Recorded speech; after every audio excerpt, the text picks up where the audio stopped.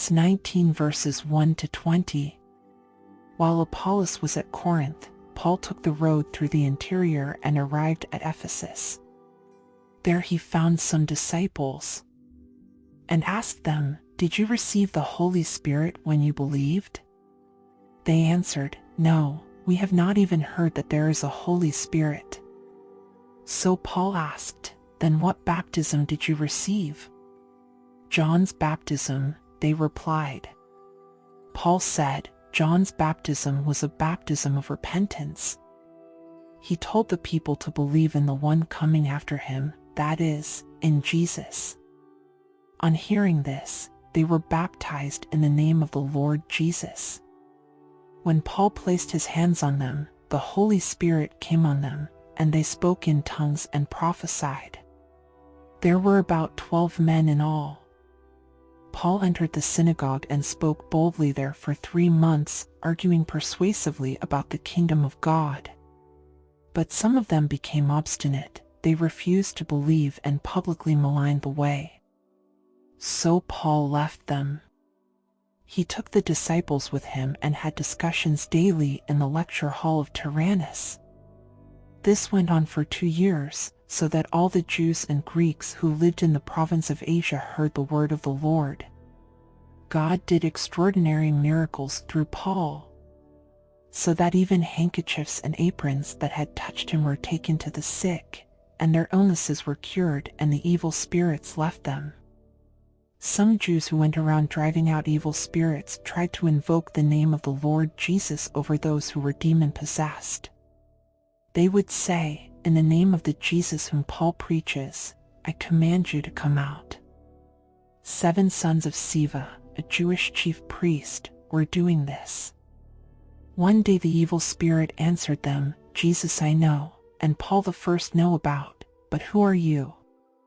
Then the man who had the evil spirit jumped on them and overpowered them all. He gave them such a beating that they ran out of the house naked and bleeding. When this became known to the Jews and Greeks living in Ephesus, they were all seized with fear, and the name of the Lord Jesus was held in high honor. Many of those who believed now came and openly confessed what they had done. A number who had practiced sorcery brought their scrolls together and burned them publicly. When they calculated the value of the scrolls, the total came to 50,000 drachmas. In this way the word of the Lord spread widely and grew in power.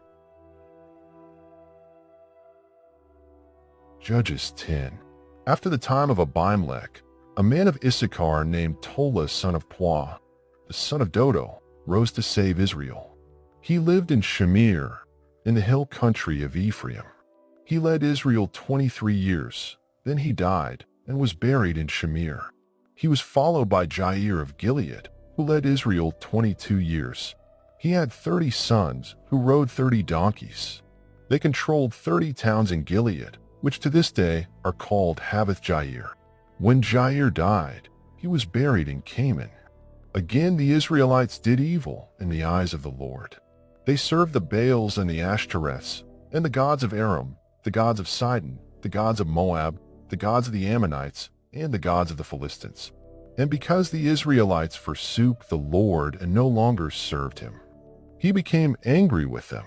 He sold them into the hands of the Philistines and the Ammonites, who that year shattered and crushed them. For 18 years they oppressed all the Israelites on the east side of the Jordan in Gilead, the land of the Amorites. The Ammonites also crossed the Jordan to fight against Judah, Benjamin, and Ephraim. Israel was in great distress. Then the Israelites cried out to the Lord, "We have sinned against you, forsaking our God and serving the Baals." The Lord replied, "When the Egyptians, the Amorites, the Ammonites, the Philistines, the Sidonians, the Amalekites, and the Maonites oppressed you, and you cried to me for help, did I not save you from their hands? But you have forsaken me and served other gods, so I will no longer save you.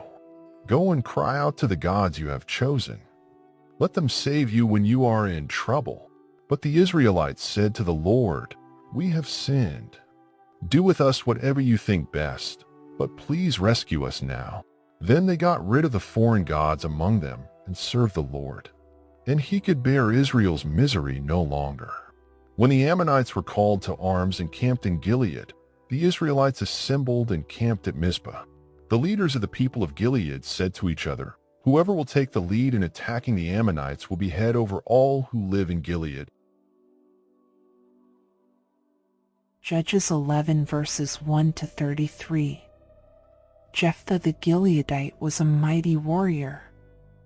His father was Gilead, his mother was a prostitute.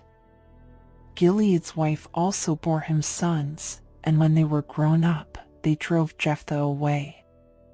"You are not going to get any inheritance in our family," they said, "because you are the son of another woman." So Jephthah fled from his brothers and settled in the land of Tob, where a gang of scoundrels gathered around him and followed him.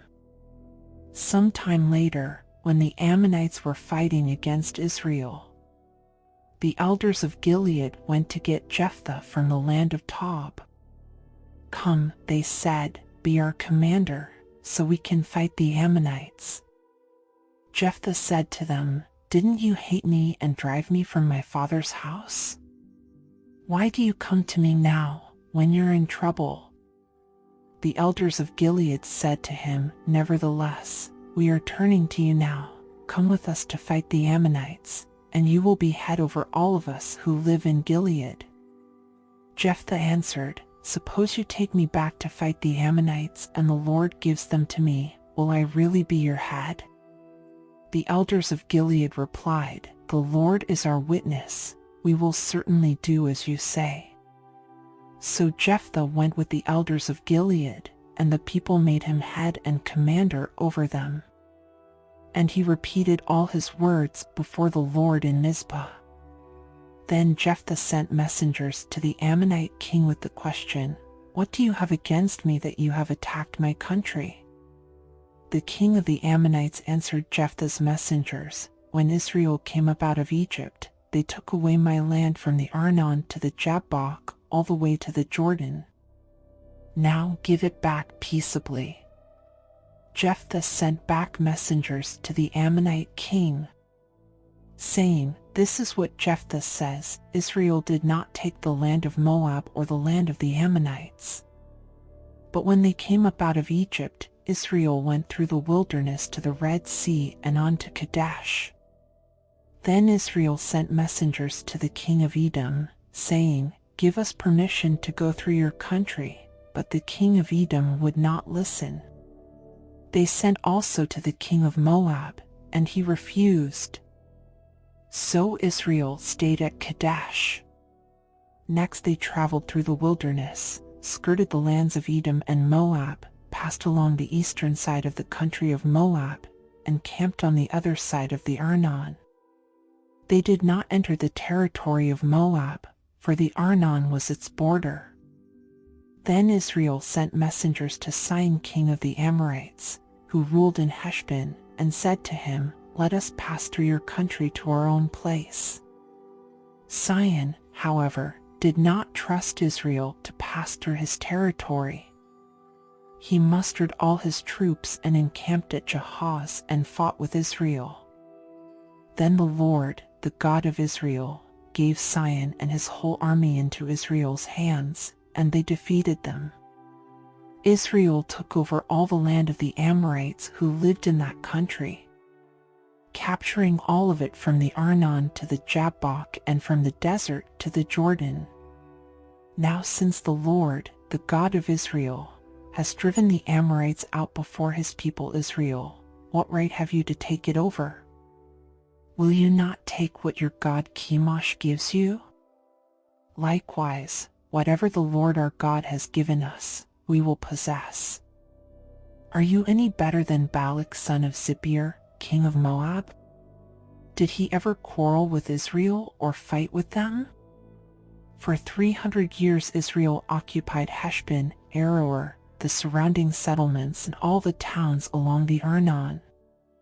Why didn't you retake them during that time? I have not wronged you, but you are doing me wrong by waging war against me. Let the Lord, the judge, decide the dispute this day between the Israelites and the Ammonites." The king of Ammon, however, paid no attention to the message Jephthah sent him. Then the Spirit of the Lord came on Jephthah. He crossed Gilead and Manasseh, passed through Mizpah of Gilead, and from there he advanced against the Ammonites. And Jephthah made a vow to the Lord, "If you give the Ammonites into my hands, whatever comes out of the door of my house to meet me when I return in triumph from the Ammonites will be the Lord's, and I will sacrifice it as a burnt offering." Then Jephthah went over to fight the Ammonites, and the Lord gave them into his hands. He devastated 20 towns from Aroer to the vicinity of Minnith, as far as Abel-Keramim. Thus Israel subdued Ammon. Job 39. Do you know when the mountain goats give birth? Do you watch when the doe bears her fawn? Do you count the months till they bear? Do you know the time they give birth? They crouch down and bring forth their young. Their labor pains are ended. Their young thrive and grow strong in the wilds. They leave and do not return. Who let the wild donkey go free? Who untied its ropes? I gave it the wasteland as its home, the salt flats as its habitat. It laughs at the commotion in the town. It does not hear a driver's shout. It ranges the hills for its pasture and searches for any green thing. Will the wild ox consent to serve you? Will it stay by your manger at night? Can you hold it to the furrow with a harness? Will it till the valleys behind you? Will you rely on it for its great strength? Will you leave your heavy work to it? Can you trust it to haul in your grain and bring it to your threshing floor? The wings of the ostrich flap joyfully, though they cannot compare with the wings and feathers of the stork. She lays her eggs on the ground and lets them warm in the sand, unmindful that a foot may crush them, that some wild animal may trample them. She treats her young harshly, as if they were not hers. She cares not that her labor was in vain, for God did not endow her with wisdom or give her a share of good sense. Yet when she spreads her feathers to run, she laughs at horse and rider. Do you give the horse its strength or clothe its neck with a flowing mane? Do you make it leap like a locust, striking terror with its proud snorting? It paws fiercely, rejoicing in its strength, and charges into the fray. It laughs at fear, afraid of nothing. It does not shy away from the sword. The quiver rattles against its side, along with the flashing spear and lance. In frenzied excitement, it eats up the ground.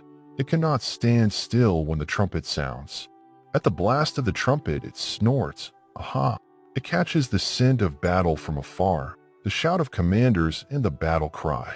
Does the hawk take flight by your wisdom and spread its wings toward the south? Does the eagle soar at your command and build its nest on high? It dwells on a cliff and stays there at night. A rocky crag is its stronghold. From there it looks for food, its eyes detect it from afar. Its young ones feast on blood, and where the slain are, there it is.